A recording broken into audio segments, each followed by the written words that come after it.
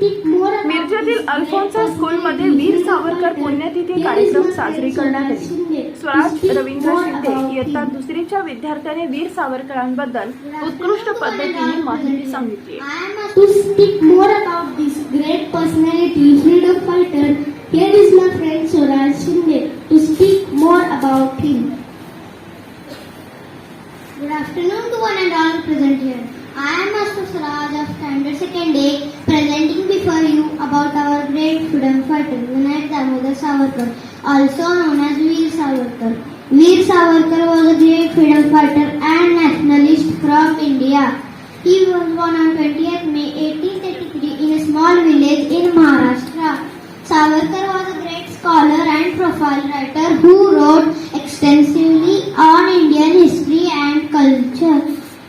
He coined the term Hindutva, which refers to the essence of Hindu culture and tradition. He was a staunch advocate of Indian independence and was imprisoned by British for his revolutionary activities. He spent over a decade in British jails where he suffered immense torture and hardship. He was also a social reformer who worked for the upliftment of women and abolition of caste discrimination. He passed away on 26 February 1966, leaving behind a rich legacy of patriotism and nationalism.